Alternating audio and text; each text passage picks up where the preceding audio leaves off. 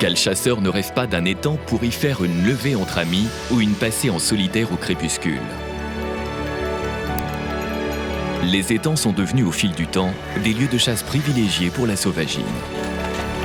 Mais sans gestion ni expérience de chasse, difficile d'espérer y lever beaucoup de gibier. Nous allons vous montrer les bonnes techniques pour y chasser avec efficacité. Comment favoriser l'accueil d'une faune abondante, la promesse de rencontres exceptionnelles. Dans le forêt, c'est la convivialité qui compte. Ici, on chasse les canards entre amis le jour. C'est la levée. Mais il faut être discret. Les canards sont toujours sur le qui-vive.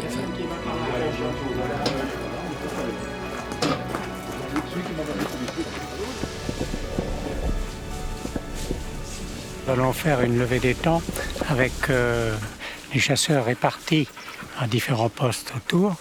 Et il y a un rabatteur qui va faire lever les oiseaux. Et ensuite, à chacun de tirer correctement pour faire une pièce ou deux. Le colvert reste la majorité, en gros 60-70% du tableau. Ensuite viennent les sarcelles quand elles veulent bien nous visiter, les nez trousses. Il y a également donc des chippeaux en général assez bien présents, bien que soi-disant en baisse, mais chez nous est plutôt stable.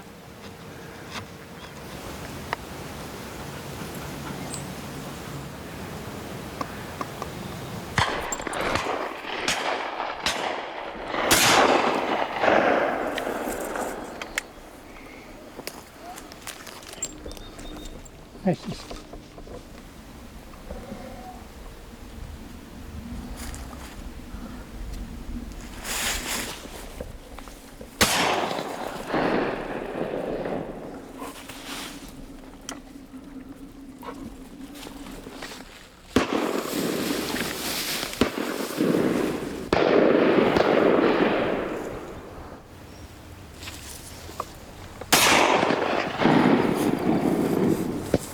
Hop.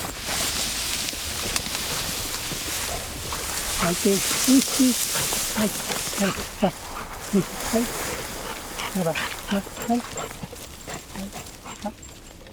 Allez, là-bas.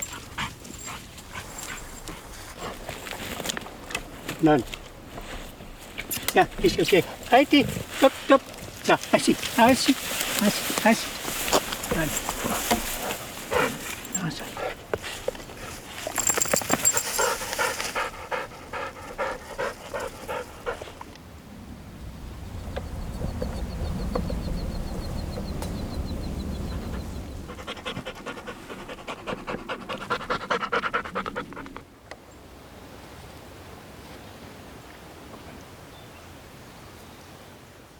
Les oiseaux sont vraiment sur l'aile à cette époque où ils ne passent pas tous à portée. Donc là, j'ai pu en tirer quelques-uns. J'en ai tenté un ou deux en limite de portée, mais bon, j'ai réussi à en faire un. Déjà bien.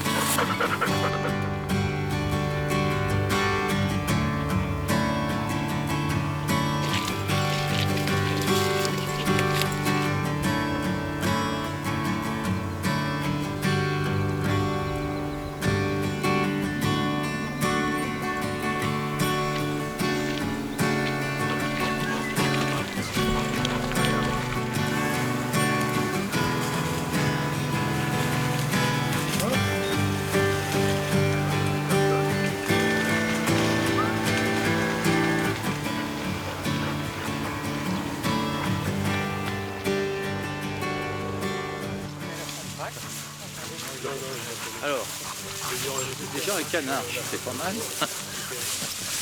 Bon, 5 ou 6 coups de fusil. Ah, il a un échantillon quand même d'oiseaux entre une sarcelle, une bécassine et un canard. Jean-Marc qui fait dans la diversité. C'est assez exceptionnel. Un bon rythme, alors on va aller au track.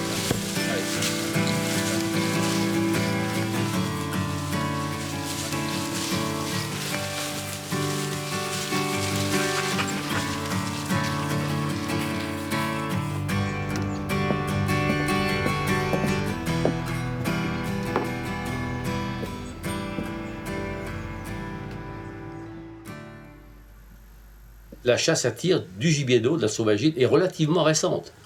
Alors avant, il y avait effectivement un mode de chasse très particulier, avec la canardière, donc ça, c'est anecdotique, mais ça existait.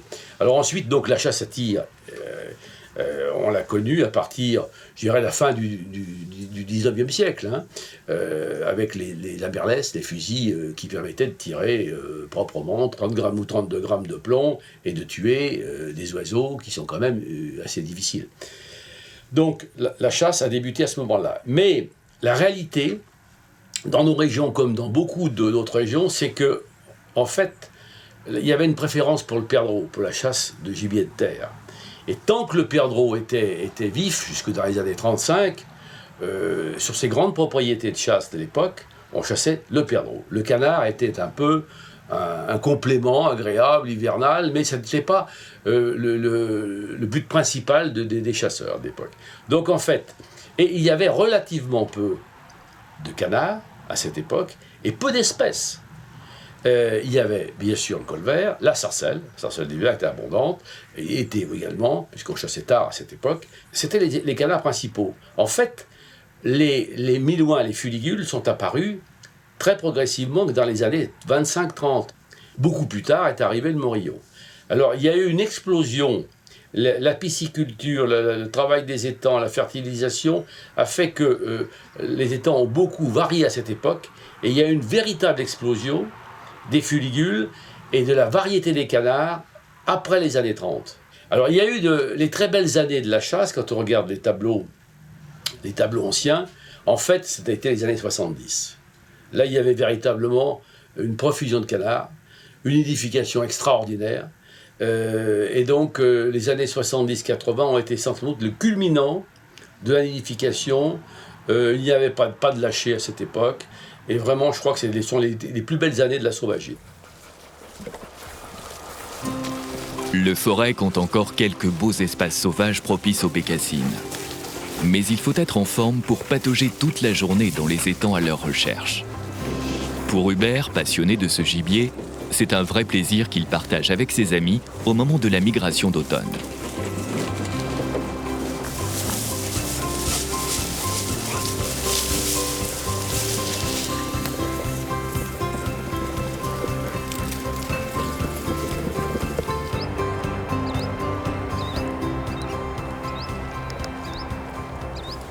Majorité des étangs de la plaine, on commence par faire la levée des canards qui s'envolent et qui tournent un petit peu sur les plans d'eau.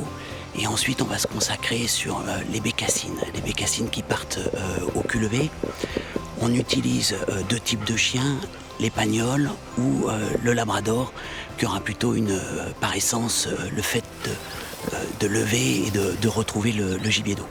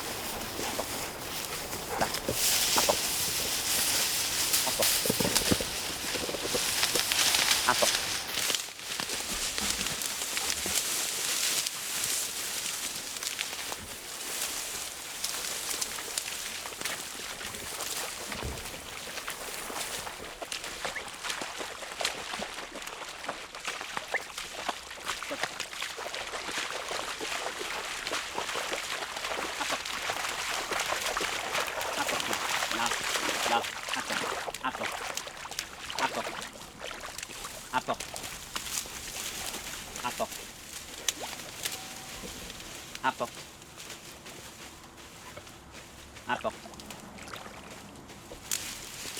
C'est bien, mon cher. C'est bien. Donne. Donne. Donne. Donne.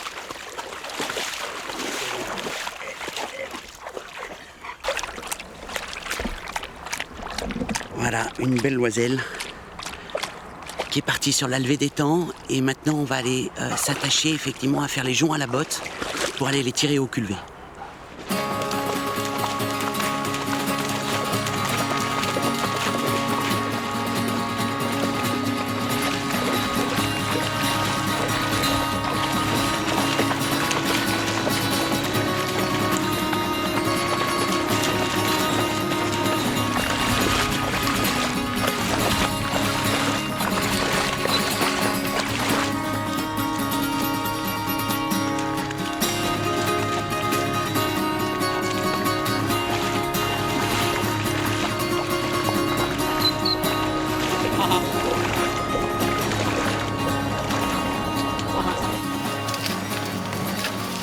Bécassine!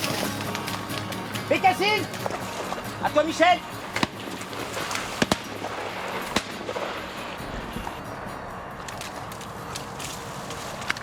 Donc ça, c'est les bécassines sourdes qui nous partent vraiment dans les pieds, par prudence.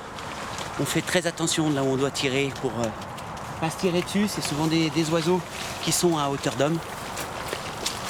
Donc là, on a un véritable rôle de tracker dans l'étang finalement. Encore, il y en a peut-être. Ah ah.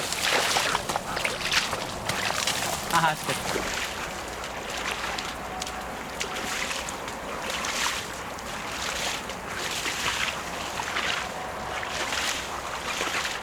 On en a levé une quinzaine, pas bien plus, mais je pense qu'un changement de temps serait le bienvenu et surtout il va nous manquer un petit peu d'eau puisque toute la végétation n'est pas suffisamment prise en eau et donc les joncs sont trop secs. Donc les bécassines n'arrivent pas à trouver leur nourriture dans ce biotope.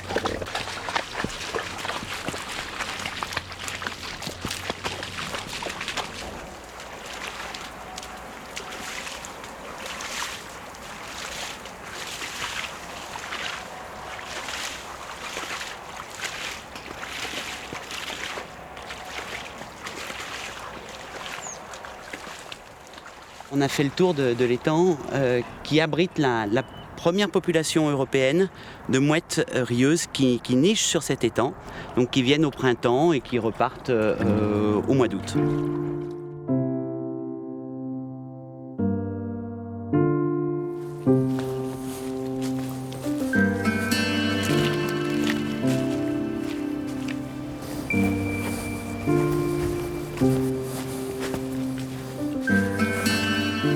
Alors aujourd'hui, donc, c'est un comptage mensuel. Il y avait un protocole ONCFS qui prévoyait des comptages mensuels en hivernage sur les oiseaux d'eau. Bon, ce protocole a été un petit peu mis en sommeil, mais à notre niveau, on a, avec tout un réseau de bénévoles, décidé de continuer ces suivis, donc qui se font 6 fois par an, donc du mois d'octobre au mois de mars. Là, on est donc sur le comptage qui est vraiment le plus important, celui du mois de janvier, où normalement les oiseaux migrateurs ont fini de descendre et n'ont pas encore amorcé leur migration de retour. Donc on est sur une période où, en principe, l'hivernage est bien calé sur les zones d'hivernage. Alors sur les zones d'étang, les grandes zones d'étang françaises, globalement on peut considérer qu'on a des populations d'oiseaux et des comptages qui sont relativement stables. Si on prend notre cas particulier ici en Brenne, on aurait même plutôt une légère augmentation pour certaines espèces. Des populations qui se portent bien, tout au moins pour les espèces chassables. Pour les espèces protégées, ça se porte très très bien. On prend le cas du cygne, du cormoran, bien évidemment, là, qui sont des oiseaux très très fréquents sur les étangs intérieurs, parce qu'il y a de la pisciculture pour les cormorans, parce que les cygnes sont protégés, ils trouvent de la nourriture, notamment des végétaux. Donc là, c'est des oiseaux qui se portent très très bien, peut-être même trop bien d'ailleurs pour certaines personnes.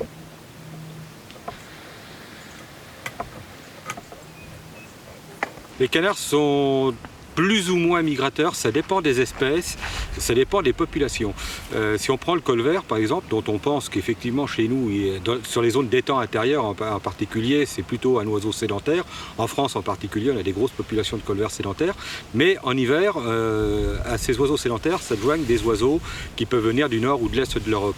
De moins en moins à cause des changements climatiques, parce que ces oiseaux ont tendance à plus souvent rester dans le nord de l'Europe, mais on en a quand même quelques-uns qui descendent. Pour une autre espèce comme le milouin par exemple, c'est beaucoup plus compliqué puisqu'on en a toute l'année. Ceux qui nichent sur certaines zones d'étang intérieures, par exemple en Brenne, vont passer l'hiver dans le grand nord-ouest de la France, je dirais un grand quart nord-ouest de la France jusqu'en Grande-Bretagne, et ils sont remplacés à ce moment-là par des oiseaux qui viennent de Pologne, Russie, etc. Pour la sarcelle d'hiver, là on est sur une espèce franchement migratrice, puisque en France continentale, les populations nicheuses en zone d'étang intérieure sont très très faibles, donc nécessairement tous les oiseaux qu'on voit, ou presque, sont des oiseaux issus de migration. Alors comment on peut observer la migration? Simplement en étant très très souvent sur le terrain. Avec un jour on n'a rien, le lendemain on a des oiseaux, donc on peut penser que soit il y a eu un mouvement interne à la zone d'étang, c'est-à-dire pourquoi pas des oiseaux qui ont été dérangés sur un site et qui viennent se reposer chez soi, ou alors bon là franchement de la migration, des oiseaux qui n'étaient pas là hier, et puis bon les vents sont porteurs, c'est des vents d'est, etc. Où on sait que dans le nord de l'Europe il y a un coup de froid, et là effectivement c'est de la migration, donc des oiseaux qui arrivent, qui vont transiter pour aller probablement vers une autre zone humide ultérieurement. Les premières espèces en canard qui migrent, c'est bien connu, c'est la sarcelle d'été et le souchet, qu'on qualifie de frileux, même s'ils ne sont pas spécialement, pour moi, plus frileux que d'autres espèces. Et puis après, à partir du mois de septembre, c'est les sarcelles d'hiver qui commencent à arriver, les siffleurs, un petit peu les pilets, mais là c'est plus sur la côte, moins à l'intérieur des terres. Et puis après, il y a les durs à cuire, Milouin, Morillon, c'est plutôt novembre, décembre. Et pour les colverts, on a une migration, le principal mois de migration pour la plupart des espèces, c'est le mois de novembre, bien évidemment, mais après, on peut se retrouver avec des migrateurs à regret qui ne seraient probablement pas descendus si bas et qui, en cas de coup de froid, se retrouvent chez nous. Mais là, c'est des oiseaux qui vont passer au mois de janvier, voire même, dans certains cas, on peut avoir de la migration de descente encore au mois de février.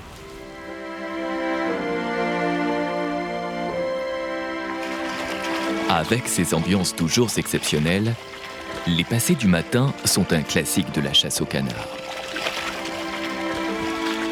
Elles se pratiquent plus rarement sur les petits étangs que sur les grands, mais Franck a trouvé le moyen d'y faire venir les oiseaux. Voilà, on va attacher les aplats là, maintenant, et puis on va étaler quelques formes. Mettre les formes, il n'y a pas de vent, donc il n'y aura pas trop d'incidence.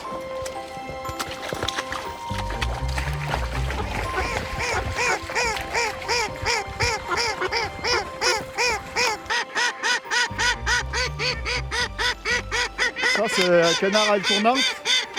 C'est pour les inciter à... C'est comme si un canard se posait en fait. Et donc on met ça pas loin du tas de formes, mais pour inciter à venir se poser plus près de l'endroit où on a décidé, on va dire.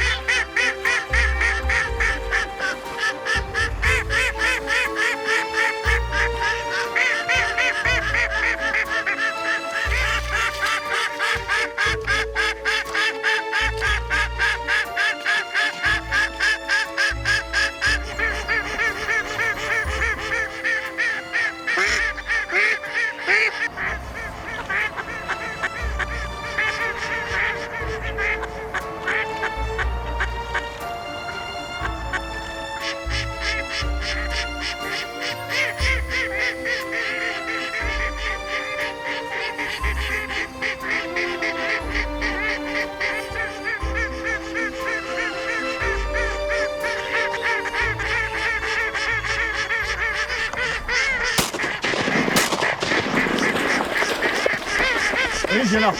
Allez, viens là, là. C'est bien, ça. Voilà, là.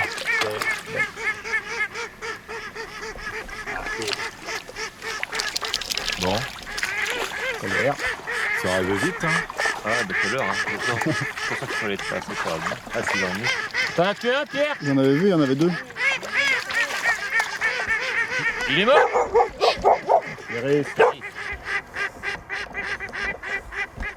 La taille de l'étang est très importante parce que plus l'étang est grand, plus c'est des zones qui se voient facilement par les oiseaux et c'est des zones où ils cherchent à venir se poser. On chasse essentiellement du migrateur, hein. Les oiseaux sédentaires connaissent à force la présence des appelants, donc on chasse que du migrateur.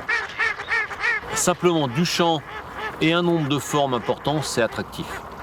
Ça vient de différentes origines. Là, il doit y avoir de la baie de Somme, de la baie du Mont-Saint-Michel, de la baie de l'Aiguillon. Donc voilà, on a quand même des origines un peu diverses qui permettent d'avoir des oiseaux qui chantent bien. On n'a pas de concurrence. Dans le département, on est peut-être 10 à chasser avec des appelants. Donc ça pose pas de problème, la qualité des oiseaux pose pas de problème. Après on se fait plaisir à avoir des oiseaux qui chantent, à avoir de la diversité, à mettre de la sauvagine, mais voilà, c'est pas crucial comme sur les bords de mer ou dans les zones où il y a beaucoup plus d'installations. On n'a pas eu beaucoup d'oiseaux ce matin, et puis on n'a pas vu de diversité non plus. On n'a vu qu'une seule espèce, que du canard colvert. On s'attendait peut-être à avoir des sarcelles, parce qu'il y en a pas mal d'arrivées ces derniers temps. Mais non, elles sont plus restées sur les grands étangs, à proximité des zones de remise.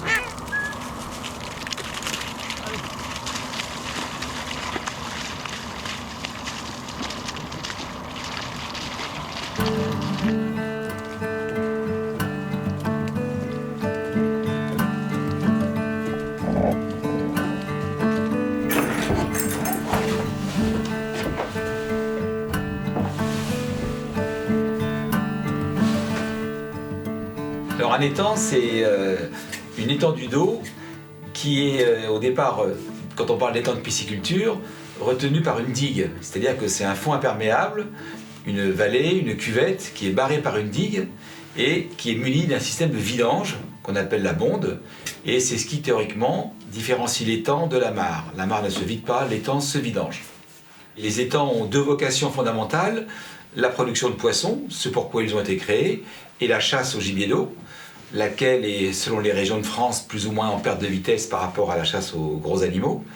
Et puis il y avait autrefois aussi une fonction traditionnelle, c'était l'élevage, les bovins venant s'abreuver, voire pâturer en fin d'été dans les queues d'étang. Mais cette vocation agricole, disons, était dans des régions les plus pauvres comme la Sologne ou la Brenne, complètement en perte de vitesse. Alors l'amélioration des étangs passe par plusieurs possibilités selon les contextes précis de chaque étang. En fait, un étang peut être amendé pour la pisciculture par des engrais, bien évidemment. Pour la chasse au gibier d'eau, par exemple, ou pour la conservation de la nature, l'habitat compte au moins autant que la richesse en plancton de l'étang. Pour un oiseau nicheur, par exemple, ce qui comptera, c'est d'avoir des couverts de qualité, donc des roselières pour les canards plongeurs, le fuligule milouin, le fuligule morillon ou la netrousse dans certains coins de France, ou des mottes pour aussi ces canards plongeurs ou le canard colvert, des mottes de lèche, des touradons de lèche. Et puis sinon, pour d'autres canards de surface, comme le canard chipot notamment, ou le canard souchet, ce qui compte, c'est des prairies périphériques couvertes de graminées, ce qui expliquait la richesse de la Dombe autrefois, où ces canards vont déposer leur nid au sol, en milieu donc parfaitement terrestre. Alors pour la partie migration hivernale, d'une façon générale, plus les étangs sont plats et ceinturés de milieux ouverts, mieux ça vaut pour notamment les canards, les canards ou les limicoles. Ce sont des catégories d'oiseaux qui ont besoin de sécurité, qui ont besoin de voir loin, et qui préfèrent ces milieux ouverts et dégagés que des milieux fermés, bordés par des bois, bordés par des landes, bordés par de la friche. Plus le milieu est plat, se perd dans les prairies environnantes ouvertes, mieux ça vaut pour ces oiseaux. Sachant que simultanément, ces milieux plats sont plus propices à l'alimentation. Beaucoup de canards, de surface notamment, aiment se nourrir en marchant dans l'eau ou en basculant pour attraper des invertébrés au fond de l'eau ou des graines. Bon, seuls les plongeurs vont en eau profonde, donc plus ces étangs sont plats, plus les canards de surface, les sarcelles, les chipots, les colverts vont apprécier. Quant aux canards siffleurs par exemple, ce qu'il leur faut, c'est des prairies périphériques où ils vont pâturer à pattes comme les oies. Un bon étang s'apprécie déjà en faisant au fil de l'année l'inventaire des emplacements occupés par les oiseaux, des différentes espèces, et puis surtout il faut voir où est-ce qu'ils se nourrissent, où est-ce qu'ils se reposent, et où est-ce que, le cas échéant, ils se toilettent sans passer beaucoup de temps forcément à cette opération. Donc voilà, une fois qu'on a fait cet inventaire des principales fonctions d'un étang pour les oiseaux, on peut juger de sa qualité et éventuellement tenter de l'améliorer. Alors la première des choses à faire, c'est faire une pisciculture, si on en fait une, qui soit extrêmement douce et en accord avec les besoins des oiseaux. Il n'y a rien de pire pour un étang, pour les oiseaux, que les carpes, des grosses carpes, des grosses tanches, qui vont consommer les invertébrés qui se trouvent au fond de l'eau. Il y a une concurrence avérée entre les poissons comme la tanche et la carpe et les canards. mettre cette vase en suspension, troubler l'eau, empêcher la croissance des herbiers, donc priver les canards de sources d'alimentation, voire de sources de lieux de repos. Notamment les minois et les morillons, les familles aiment bien se mettre dans la végétation qui affleure en surface, s'accrochent les pattes là-dedans et ça fait un lieu de repos pour les cales avec leurs poussins par exemple. Deuxièmement, c'est l'environnement immédiat de l'étang. Donc plus un étang a des milieux ouverts en périphérie, des prairies, notamment pâturées par le bétail, c'est très important. Ça enrichit l'eau de l'étang, même pour la pisciculture, si on en fait une douce. Donc, plus l'étang est ouvert, et mieux ça vaut. Et puis troisièmement, ne pas oublier quand même quelques sites de ponte, de reproduction pour les oiseaux. Donc de la végétation, des massifs de lèche, des massifs de joncs, des massifs de mottes et des roselières évidemment qui sont quand même les lieux d'abri et de reproduction privilégiés pour les canards notamment. Moi j'ai beaucoup de respect et d'amitié pour beaucoup de chasseurs avec qui je m'entends très bien parce qu'on échange sur ces façons d'aménager les étangs et leur éclairage est intéressant. J'espère que le mien est réciproquement intéressant également pour eux.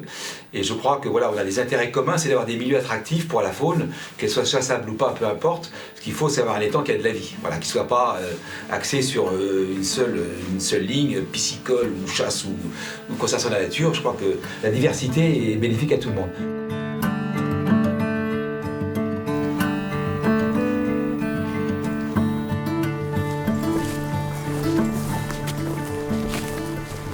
Le principe de la passée du soir, c'est le fait de se mettre en bord d'étang, sur les étangs où les canards viennent se nourrir. Parce que les canards se nourrissent essentiellement donc, à la tombée de la nuit et durant la nuit elle-même, puisque d'ailleurs la chasse, chez nous, la chasse de nuit n'est pas tolérée. Le principe, c'est que bon, il faut qu'on repère bien entendu les étangs où les canards ont l'habitude de venir. Et c'est pas tous les étangs qui sont bons pour la passée du soir. Certains sont meilleurs pour la passée dite du matin qui est peu pratiquée chez nous. Encore qu'elle commence à avoir des adeptes, en particulier chez les jeunes qui adoptent le principe de la chasse avec un plan vivant.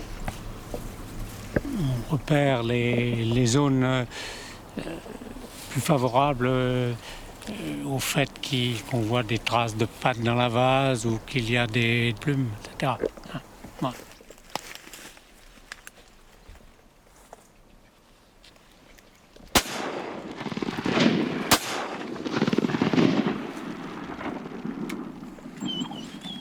Stop, stop, stop, stop.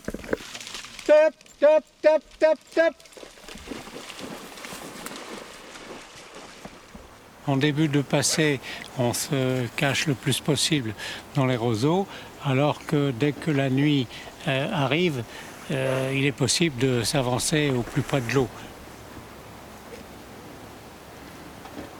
Il y a des jours meilleurs que d'autres, bien entendu, mais on ne le sait pas d'avance. Enfin, disons que dans les régions de passage par vent d'est, théoriquement c'est meilleur.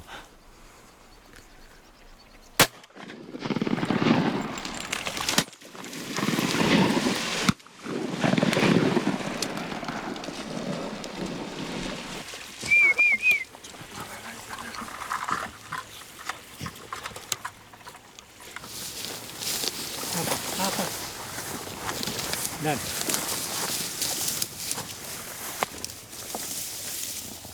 Done. Yes, IT. Hey.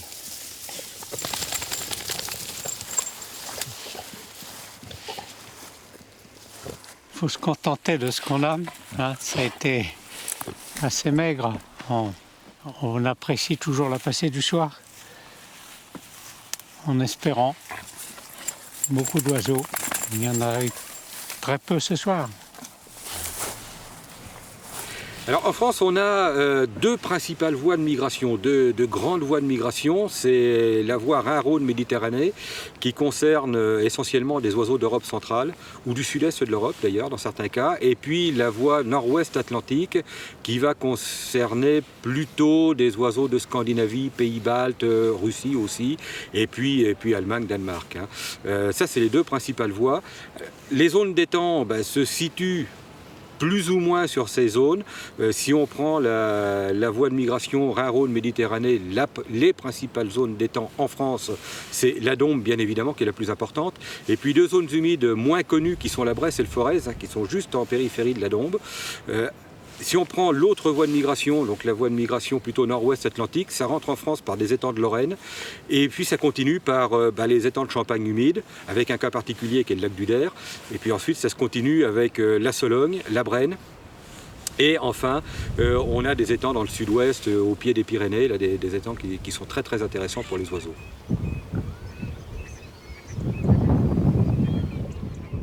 Les conditions d'utilisation des étangs par les canards sont différentes selon qu'on est en été ou en hiver. En été, les oiseaux sont nicheurs, ils sont cantonnés, donc une canne va utiliser l'étang avec ses canetons tant qu'ils ne seront pas volants.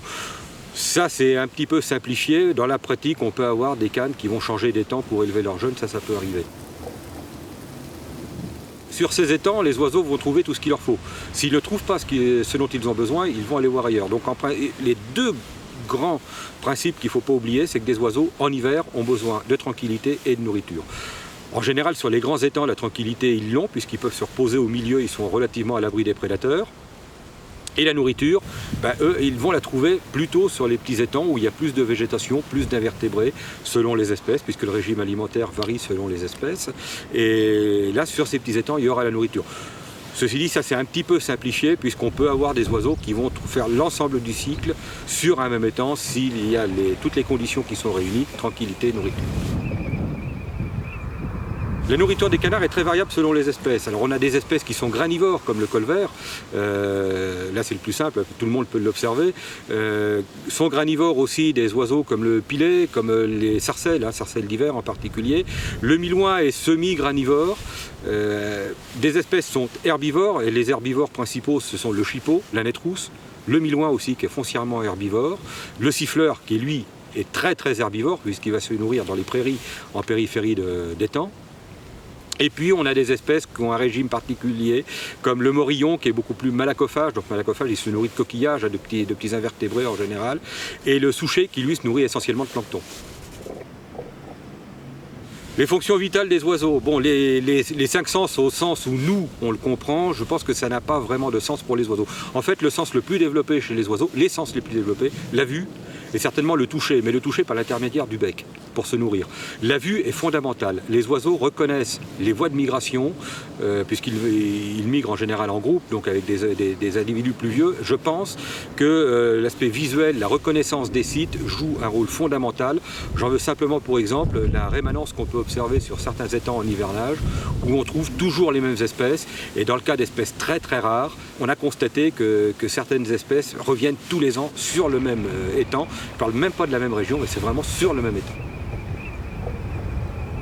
Déterminer les qualités nutritives d'un étang, ce n'est pas nécessairement facile. Il y a une possibilité, si on est sur un petit étang où les oiseaux viennent se nourrir, c'est tout simplement de faire des contenus stomacaux, donc faire l'analyse du proventricule et du gésier pour voir quelles sont les graines qu'on va trouver à l'intérieur. Ça c'est quand même un peu une affaire de spécialiste. Après, quand on est un petit peu botaniste, il suffit de faire le tour de son étang et puis de repérer quelles sont les plantes qu'on observe, savoir si elles sont intéressantes pour la faune ou pas. Après, si vraiment on a des conditions qui semblent pas très très bonnes, on a toujours la possibilité d'avoir recours à un agrénage pour attirer les oiseaux, ne serait-ce que pour les aider à passer l'hiver. Il ne faut pas oublier une chose, c'est que l'agrainage n'a pas les mêmes vertus que la nourriture sauvage. La digestibilité des grains cultivés n'est absolument pas la même que celle des graines sauvages, style renoncule, renouée, potamo, etc., que les oiseaux vont trouver dans la nature. Et cette nourriture est fondamentale. On sait pertinemment que sur un étang qui est très plat, très peu profond, on aura plus de chances d'observer des canards de surface plutôt que des canards plongeurs. De même, les zones abritées, il faut un petit peu penser comme un canard, se dire que quand on a des conditions météorologiques avec un vent épouvantable, le canard, comme l'homme, préférera se mettre à l'abri du vent dans des zones beaucoup plus tranquilles où il y aura certainement moins de pertes énergétiques.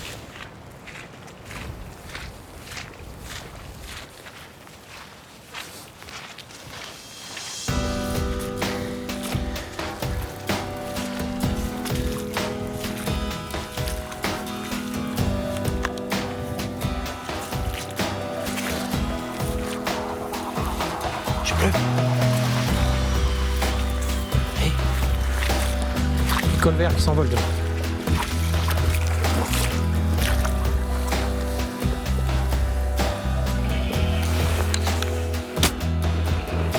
Apporte-le.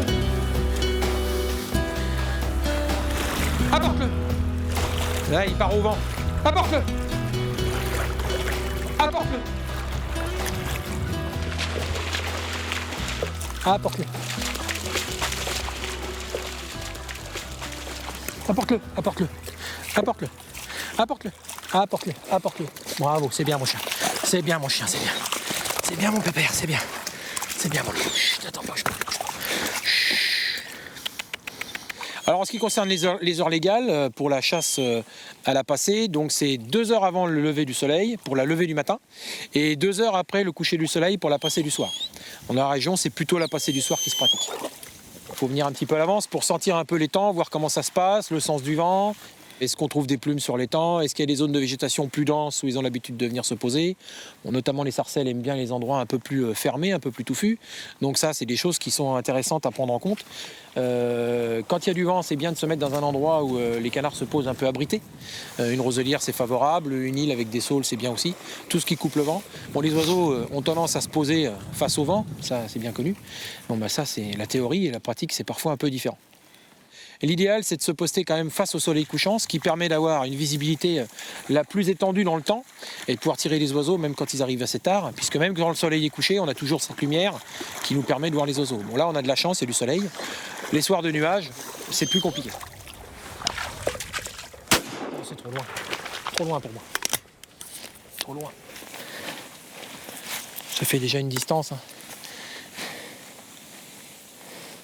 Pour des munitions basse pression, ça fait déjà une bonne distance. Faut pas non plus exagérer.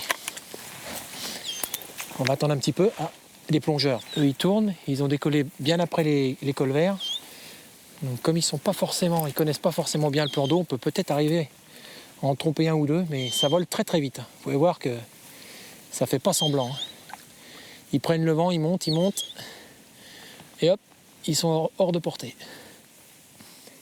Alors la réglementation sur les zones humides, elle a évolué il y a quelques années maintenant, puisqu'on est soumis à tirer des munitions le moins polluantes possible. Donc les munitions de plomb sont interdites sur les plans d'eau et dans les zones humides d'une manière générale, hein. Pas uniquement les plans d'eau, hein, les prairies humides, les vasières, les zones de fossés, de rivières. Là, vous avez l'obligation de tirer de la grenaille d'acier quand vous êtes sur le plan d'eau et quand vous êtes à moins de 30 mètres du plan d'eau et que vous tirez dans sa direction. Ce qui paraît logique puisque la portée des cartouches fait que la grenaille va retomber dans le milieu aquatique. Si vous tournez le dos au plan d'eau et que vous tirez en direction d'un milieu qui n'est pas humide, là il y a une tolérance, on va dire, pour tirer une munition, on va dire plomb. Mais d'une manière générale, l'esprit de la réglementation, c'est de préserver les zones humides en tirant le moins possible de munitions polluantes, donc substituts tungstène, cuivre, fer, tout ce qu'on peut trouver dans le commerce. Et des munitions qui sont très performantes.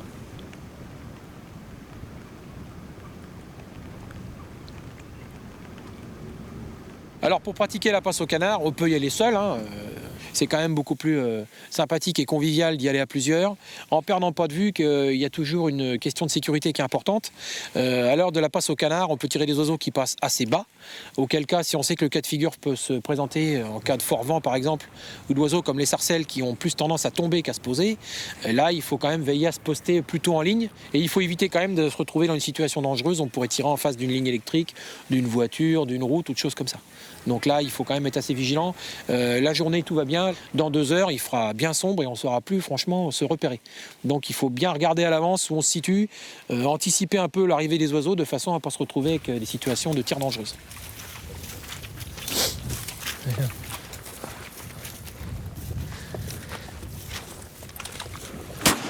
Apporte-le! Apporte-le! Bah apporte-le! Nunuche, allez! Allez, s'il va sur l'île, on va jamais le retrouver. On va quand même essayer de le récupérer.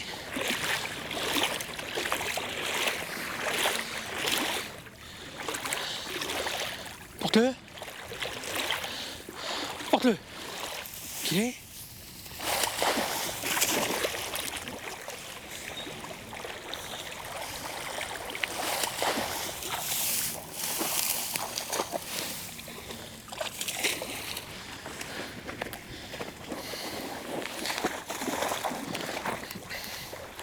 Alors, en fonction du niveau d'eau que vous avez sur le plan d'eau, on ne va pas attirer les mêmes espèces d'oiseaux.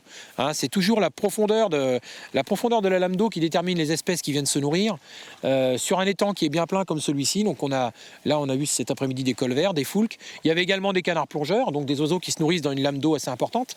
Maintenant, si on venait à faire baisser le plan d'eau pour le pêcher ou pour faire des travaux hydrauliques, on se retrouve avec une lame d'eau moins importante. Donc là, on aura plus affaire à des oiseaux comme les sarcelles, les souchets, qui se nourrissent dans une lame d'eau de quelques centimètres. Donc ça a une importance fondamentale. Il y a également les bécassines. Hein. Là, avec le plan d'eau comme on a là, il est peu probable qu'on en voit. Mais si on se retrouve avec un étang en pêche, là, il y aura probablement des bécassines qui viendront se nourrir sur la vase. Alors, le conseil à donner aux débutants, c'est déjà de bien connaître son plan d'eau, la première chose. D'y aller, bon, évidemment, la première saison, on se débrouille, mais c'est de bien connaître le plan d'eau. Si on connaît des gens qui ont pratiqué sur ce plan d'eau-là avant, pas hésiter à aller les consulter, parce qu'ils vous donneront probablement un petit truc sur un poste ou une façon de se poster dans certains soirs particuliers. Il faut bien observer le plan d'eau, suivre les niveaux d'eau. Si le plan d'eau est pêché ou où on fait baisser le niveau, il faut changer la zone où on se poste. Enfin, il faut s'adapter constamment. C'est aux chasseurs de s'adapter au plan d'eau et pas le contraire.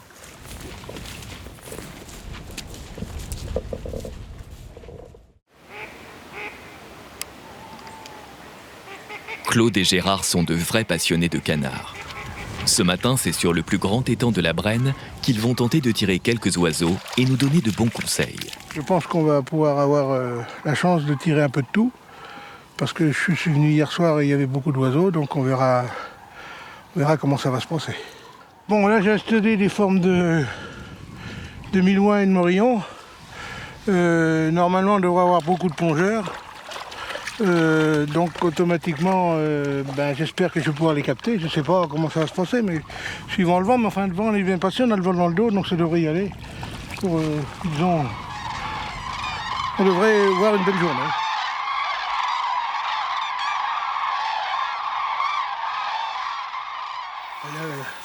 Là, on s'est mis auprès de l'eau jusqu'à temps que le jour se lève un peu.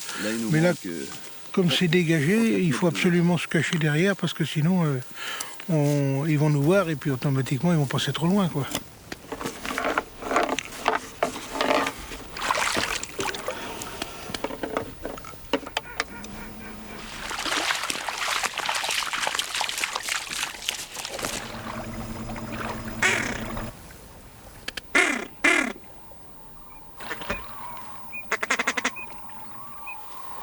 On espère quelques oiseaux dans le milieu de la matinée, quoi, pour donner un peu qu'il y ait un peu d'activité, pour donner de l'attraction. Et le moral aux chasseurs, surtout. Il faut reconnaître qu'on est dans une journée très calme, mais pas un brin de vent. Alors, c'est vrai que le gibier circule davantage, même s'il n'y a pas de chasseurs, mais si on avait un peu de vent, un peu de pluie. La pluie est très bonne également, bon, pas des abateaux bien sûr, mais un peu de pluie et puis du vent, le gibier est quand même plus enclin à circuler. On a connu des années extraordinaires, c'est sûr, mais où il n'y avait pas besoin d'ailleurs tout ce matériel qu'on est obligé d'avoir aujourd'hui pour essayer de tirer des oiseaux. Mais c'était l'époque de l'ouverture n'était pas la même, la façon de chasser n'était pas la même. Puis il y avait beaucoup de chasseurs de gibier d'eau. C'était plus simple qu'aujourd'hui. Hein. On arrivait au poste uniquement avec le fusil et les munitions. Hein, et effectivement, on n'avait pas du tout besoin de tout ce matériel pour faire venir quelques oiseaux. Attention. Bouge pas, Gérard. Laisse. S'il tombe par ici, il est bon. Ah la vache. Saloperie. Autant c'est efficace quand on maîtrise bien, mais si on maîtrise mal, c'est plus, j'ai l'occasion de les faire fuir. C'est plus nuisible. Voilà. Par contre, c'est certain que s'il y a quelques oiseaux, le fait d'avoir quelques formes de répartie sur l'eau, plus la peau, à partir de là, on a plus de chances à faire venir quand même, attirer la curiosité des oiseaux pour les faire rapprocher du poste et de pouvoir les tirer, quoi.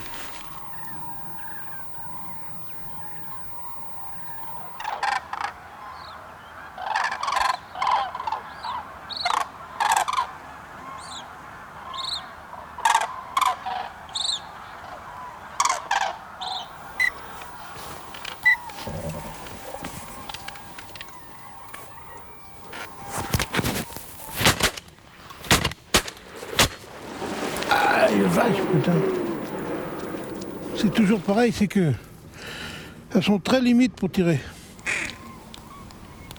Le fait qu'on ait l'eau qui soit à une certaine distance des bords, il y a ce qu'on appelle la bande noire et les oiseaux refusent effectivement de s'approcher, même quand l'eau arrive dans les roseaux, ils passent quand même une certaine distance. Et le fait qu'on ait cette bande qui n'est pas submergée, à partir de là, les oiseaux passent un peu plus loin, quoi.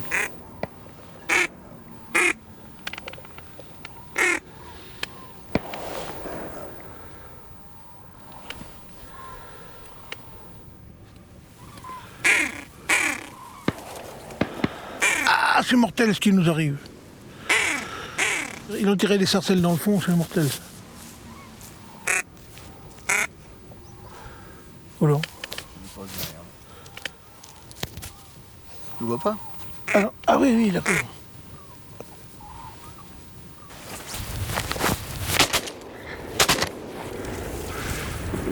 Ouais. Mais c'est trop loin, mais... C'est vrai que c'est trop loin.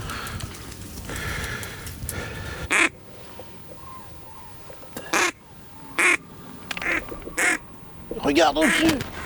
Putain de Dieu de bordel.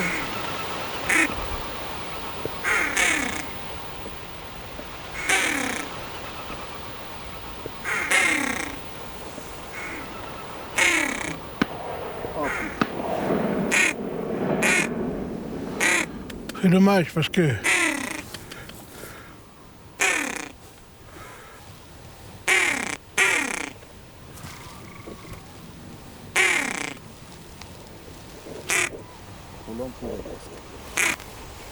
Oh, ils sont trop hauts, tu rigoles. Déjà tout à l'heure, j'ai tiré moins haut que ça, puis ils étaient déjà trop haut. Ah ben ça va pas se poser. Ah, c'est terminé, ça.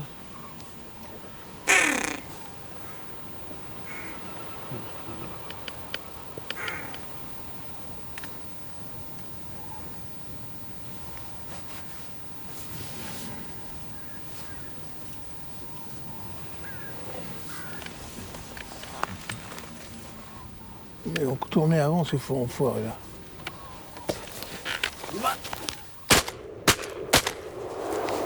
Ah, il y en a deux qui tombent. Oh, mais ils sont loin, hein. Oh là là. Enfin bon. La chienne va aller les chercher.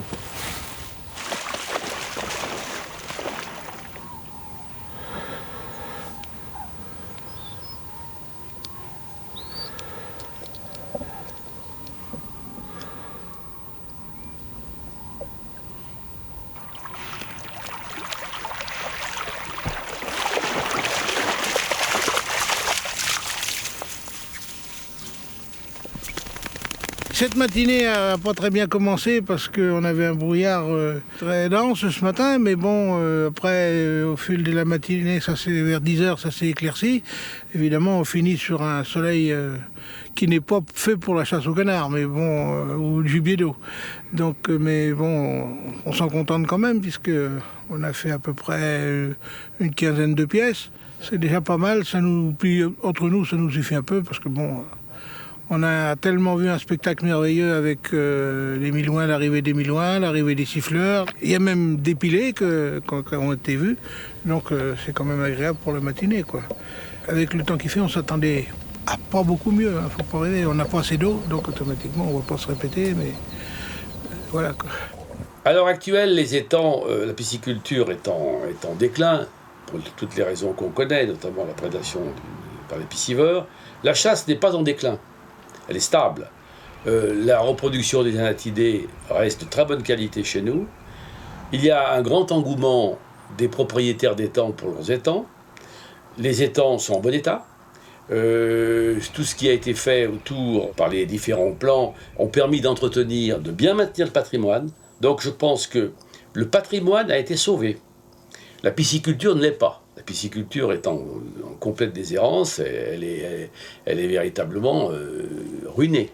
Mais la chasse est le deuxième moteur qui fait vivre les étangs. Donc la chasse sauve les étangs. Et donc je ne suis pas pessimiste sur l'engouement des jeunes générations en ce qui concerne la chasse. Par contre, il y a bien sûr l'aspect réglementaire qui pourrait nous télescoper. Si évidemment Déjà, nous chassons qu'à partir du 1er septembre, ce qui est très tardif pour des régions de nidification comme nous. Bon, les menaces pourraient venir du côté réglementaire. Mais sinon, l'engouement est bien là. Les jeunes adorent la chasse à tir et sont très séduits par la chasse des anatidés. Donc je ne suis pas du tout pessimiste pour la chasse du gibier d'eau. Il est vrai qu'en ce qui concerne le gibier de terre, les choses sont différentes. J'ai eu 2 grands rêves permanents. Le premier rêve, c'est la pêche miraculeuse. J'ai attendu des nuits de pêche, la pêche miraculeuse, je l'ai eu parfois. Et l'autre grand rêve, c'est le grand passage. Le grand passage, celui qu'on attend toute sa vie. Le grand passage des anatidés, je l'ai connu. Je l'ai connu par les frimas et je souhaite que les générations futures aient ce grand passage, et puissent le connaître et puis rêvent autour de ce grand passage.